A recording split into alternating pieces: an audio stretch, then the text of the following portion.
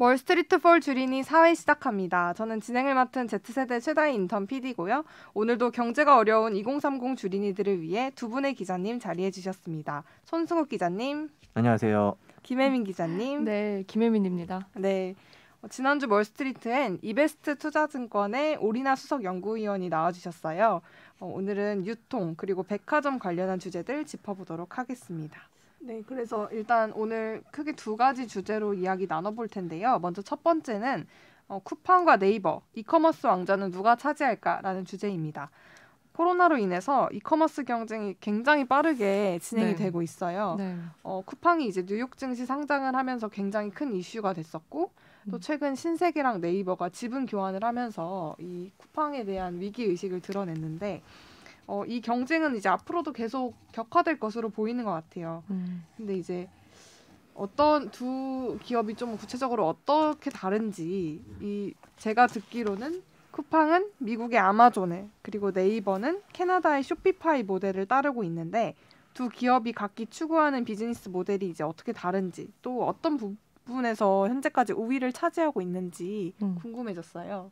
그 네이버가 쇼피파이 모델을 따른다는 얘기는 어디서 그거요? 들으신 건가요? 기사에서. 네이버가 그렇게 주장했다는 내용이죠. 네이버가 그렇게 근데 그렇게 분석한 기사들이 진짜 많아요. 그 네이버 대표가 그렇게 얘기를 했었는데요. 네. 기본적으로 이제 아마존이랑 쇼피파이를 구분을 하자면 뭐 쇼피파이가 캐나다 회사라고는 하지만 뭐 미국에 상장돼 있는 회사고 워낙 성장이 빠른 회사이기 때문에 다들 궁금해하실 아는 분들도 많으시고, 그러니까 아마존은 오프라인으로 따지자면 쇼핑몰을 지어놓고 들어오세요라고 얘기하는 거고, 네. 쇼피파이는 저희가 가게를 내드릴게요라고 하는 식이죠. 그러니까 그 독자적인 브랜드를 만들기에는 쇼피파이가 제일 좋죠. 예를 들자면 나이키 입장에서는 나이키라는 브랜드가 이거 뭐 실제 있었던 일입니다만 나이키라는 브랜드는 아마존에 입점하면 여러 스포츠 브랜드 중에 하나가 되고 뭐 서로 싸게 팔려고 애쓰는 곳이 아마존이다 보니까 그곳에 가기보다는 쇼피파이랑 손을 잡고 아마존이라는 자체 브랜드를 만들어서 여기저기 광고를 하면서 파는 거죠. 아니, 아마존에 나이키라는 브랜드를 만들어서 파는 거죠. 나이키가 작년에 코로나에도 불구하고 매출이 좋았던 이유는 온라인에 집중했기 때문이었고 그게 이제 쇼피파이 방식으로 그렇게 진행을 했기 때문에 좋은 거죠. 그런데 네이버가 그렇게 된다라는 거는 네이버가 예를 들면 쇼피파이 홈페이지에 가보면요. 제가 이제 가게를 온라인에 내고 싶어서 한번 해보잖아요. 그래 해보면 제가 내놓는 그 온라인 가게를 만드는 거잖아요. 그 온라인 가게의 광고가 뭐 인스타그램에 내고 싶냐, 페이스북에 내고 싶냐, 그럼 그것까지 다 도와줘요. 자, 과연 네이버가 네이버 이외의 곳에 광고를 내주겠다, 뭘 하겠다, 물론 할 수는 있겠지만 궁극적으로 네이버가 추구하는 걸 볼 때 그렇게 쇼피파이처럼 할 수 있겠느냐라는 생각이 들어요. 그냥 네이버가 주장하는 거는 제 개인적인 생각으로 뭐 네이버의 정확한 전략은 뭐 앞으로 어떻게 할지는 지켜봐야 되겠습니다만은 뭐 인스타그램이나 페이스북이나 뭐 유튜브나 이런 데 광고를 내주는 그런 지원까지 할지는 잘 모르겠고 그런 걸 하더라도 궁극적으로는 네이버에서 파는 게 기본적인 입장이기 때문에 네이버 쇼핑 물론 네이버가 이번에 저희가 유튜브에서 보신 분들은 아시겠지만 네이버가 모든 걸 다 하려고 하고 있거든요. 맞아요. 예를 들면 라이브를 통해서 홈쇼핑도 하고 있고요. 그다음에 브랜드 스토어, 라이브 방송, 네. 그 브랜드 스토어를 통해서 백화점 명품 역할도 하려고 하고 있고, 그 다음에 배송을 통해서 마트 역할을 또 하려고 하잖아요. 뭐 특가 창고나 장보기 이런 걸 통해서. 그러면서 네이버가 모든 걸 하고 있기 때문에 쇼피파이처럼 할 수 있을 수도 있지만 쇼피파이와는 좀 다르다. 저는 개인적으로. 뭐 방식은 아마존보다는 쇼피파이에 가깝겠지만. 전 잘 모르는데 이걸 아는 사람들이 그렇게 많나요? 이거부터 설명해야 되는 거 아니에요?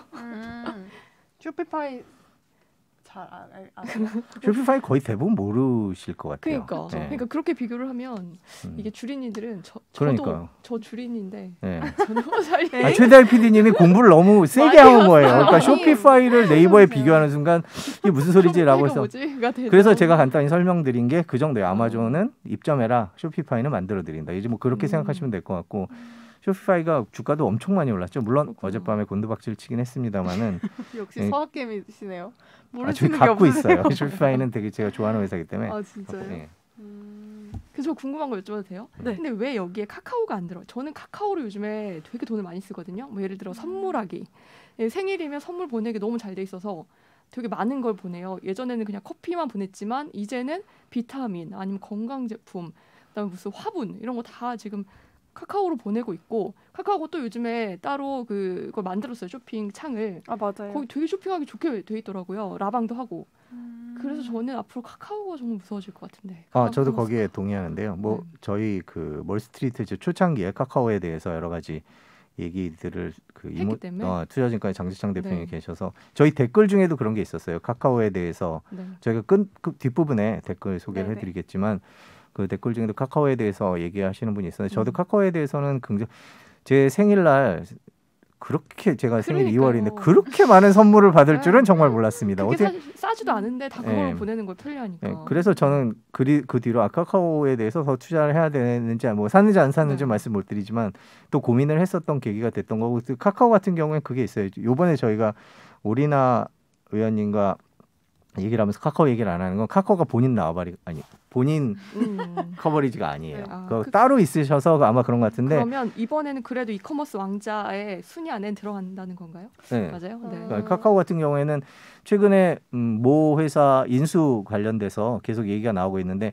카카오가 그중에 뭐 인수를 하네 카카오가 인수할 경우에는 더 성격이 달라지네 더 시너지 효과가 날 것이네 이런 얘기들이 계속 나오고 있어갖고요. 그러니까 뭐 네이버 카카오 그러니까 저희가 이번에 오리나 위원님 만나서 한 여러 가지 얘기 중에 가장 눈여겨봐야 될 게 플랫폼 기업은 유통으로 가고 있고 반대로 유통 기업들도 플랫폼으로 오고 있다라는 거거든요. 네. 쿠팡은 점점 플랫폼 쪽으로 오고 싶어하고 네이버와 카카오는 점점 유통 기업 쪽으로 가고 싶어하고 그러니까 둘이 만나서 부딪히는 지점이 생길 것이고 소비자들 입장에서는 괜찮을 것 같아요. 소비자 입장에서 괜찮을 것 같은데 골라서 살 수 있죠. 네, 근데 이 회사들의 가치에 투자하시는 분이라면 이 회사들은 이제부터 출혈 경쟁에 들어갈 수 있거든요. 그럴 경우에 이 회사의 주가가 어떻게 될 것이냐는 조금 더 지켜봐야 되는 거죠. 여기서 승자만이 살아남을 수 있는 구조가 될지 아니면 적당한 선에서 이제 어느 정도 영역을 나누는데 그러지는 않을 것 같죠. 그래서 카카오는 이번에 공매도 세력이 엄청나게 들어갔다고 하더라고요.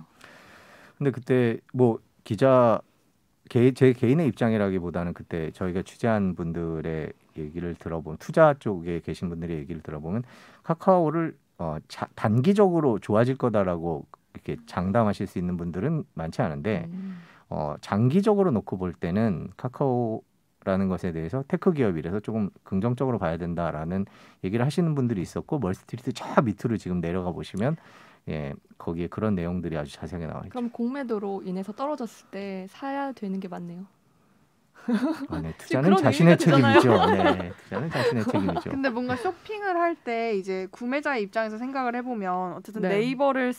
네이버가 좀 편리한 이유는 가격 비교가 너무 잘 되어 있다는 점에서 네이버를 많이 쓰고 네. 쿠팡은 이제 배송이 정말 압도적으로 빠르기 때문에 쓰는데 카카오는 사실 선물할 땐 정말 많이 쓰는데 본인이 쇼핑할 때는 사실 어떤 좀 경쟁력이 있나 싶은 생각도 좀 들어요. 카카오의 고민도 거기 있을 겁니다. 그래서 네. 카카오가 인수를 하려는 지금 온라인 쇼핑 회사들과 어떻게 매치를 시킬지를 고민을 하고 있을 거고요. 여러 가지 보고서들이 많이 나와 있어요. 카카오가 유통에 어떻게 진출할 수 있을지. 그런 것들은 저희가 기회가 되면 한번 소개해드리면 좋을 것 같은데 이제 그런 거 있잖아요. 저희가 선물을 보낼 때 예를 들어서 다희님 생일이다 그러면 선물을 보내면 그걸 받으려면 굳이 제가 주소를 몰라도 카카오가 그렇죠. 주소를 알고 있기 때문에 그냥 바로 가지 않습니까? 이런 편리성이 있거든요. 또 어느 새로운 쇼핑의 뭐 홈페이지에 로그인할 때 카카오만 있으면 그냥 로그인이 되고 돈을 지불할 수 있고 이런 거잖아요. 그렇고 네이버나 카카오가 핀테크 시장에서도 역할이 크고 그거에 대한 규제 얘기가 나올 정도로 커지고 있는 상황이라면 카카오가 기본적으로 그런 틀을 갖고 있는 상황에서 무엇을 내놓을 수 있을지를 생각하면 글쎄요. 뭐 마냥 부정적이다라고 보기는 너무 긍정적으로 얘기하나?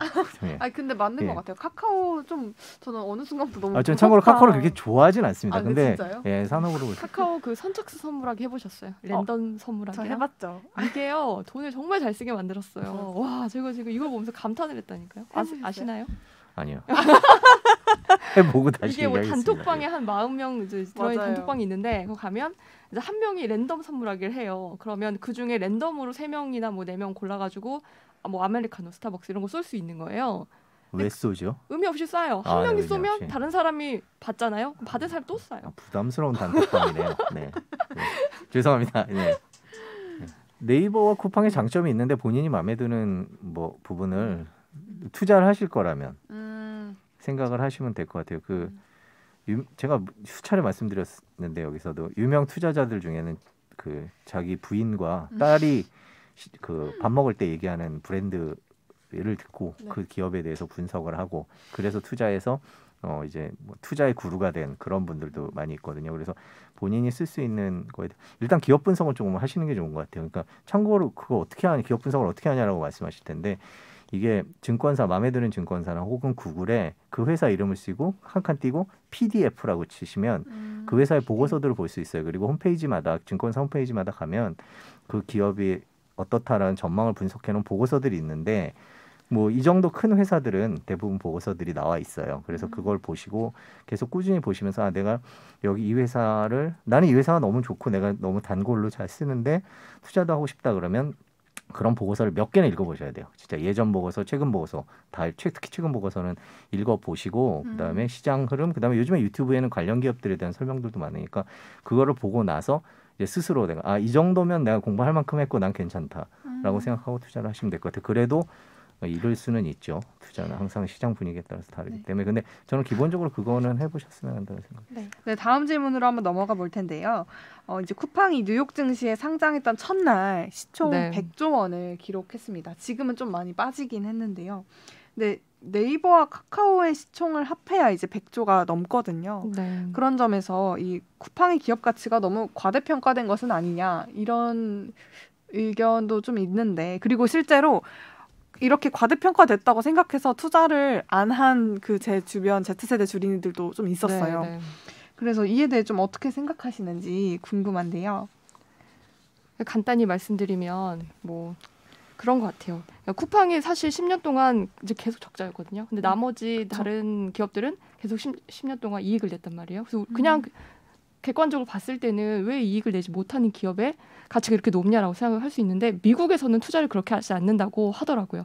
이거 아마 손숙 선배가 잘 알겠지만 미국에서는 적자 기업이더라도 혁신을 갖고 있는 기업에 오히려 더 투자 가치가 높다고 평가를 한대요. 미래 가치를 보면.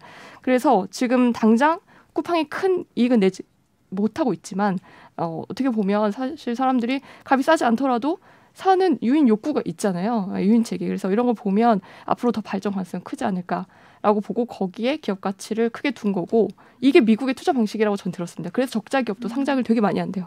네. 아무튼 그래서 근데 그것까지는 좋다 이거예요. 근데 앞으로 이제 쿠팡이 계속 이렇게 적자 상태가 되면 이거는 사실 앞으로 주가가 하락한 요인이 될 거고 그래서 앞으로는 뭔가를 보여줘야 한다라고 생각을 합니다. 간단하게 정리해서. 네, 방금 김혜영 기자가 얘기한 것 중에 하나만 보태자면 그 디스럽터라는 표현을 쓰죠. 시장 교란자라는 표현을 쓰는데 CNBC가 그거를 매년 100개 기업 뭐 이런 식으로 발표를 해요. 근데 그중에 쿠팡이 2등인가 3등인가 올랐었어요. 그러니까 우리는 근처에서 보는 쿠팡이라는 회사가 그냥 쿠팡맨이 있는 빨리 가져다주는 좋은 회사, 그 친절한 쿠팡맨 이런 생각을 하는데 실제로 이게 시장 파괴적이라고 생각하는 평가들이 존재를 하는 거고요. 그렇지 않다라고 생각하면 비싼 거고요.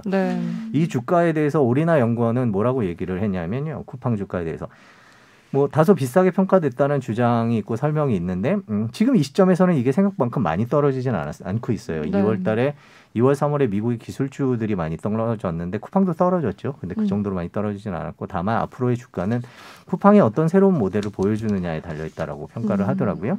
뭐냐면 최근에 싱가포르에 진출한다고 했잖아요. 그 저희 이 동영상 들어보시면 동남아 시장에 대한 오리나 연구원의 평가가 있는데 동남아 시장에 싱가포르에 쿠팡이 진출해서 뭐 또 하나의 이런 쿠팡 신화를 만들어낼 수 있다면 그것은 주가 상승 요인이 될 것이고요. 그거 말고 또 쿠팡이 국내에서 하는 예를 들면 배송을 시작했죠. 뭐냐면 쿠팡 자기네들 것뿐만 아니라 남의 것까지 이제 배송을 할 수 있는 그런 자격을 원래 갖고 있다가 반납했던 걸 다시 받았는데요.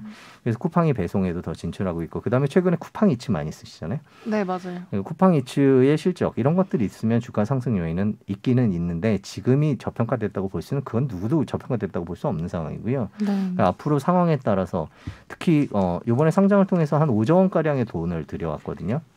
쿠팡이 지금까지 커오면서 손정희 소프트뱅크 회장이 투자를 했어요. 한 번 만날 때마다 1조씩 쏴줬거든요. 그러니까 쿠팡은 힘들다 싶으면 손정희 회장이 1조, 그러니까 1조 이런 식으로 하면서 지금까지 치킨 게임을 버텨온 거고 이제 적자폭을 많이 줄였는데 이제 이번 IPO를 미국 상장을 통해서 5조 원을 갖고 왔거든요. 그럼 이 5조 원을 어디다 어떻게 쓰느냐에 따라서는 또 달라질 수 있어요. 그래서 쿠팡의 5조 원을 어디다 쓰느냐 예를 들면 제가 배달의 민족 관계자분들을 만났을 때 배달의 민족 입장에서 쿠팡 이츠가 한 번에 이제 딴 데 안 들리고 갖다 주잖아요. 이제 그게 비용이 더 들어가는 거거든요. 그 회사 입장에서는.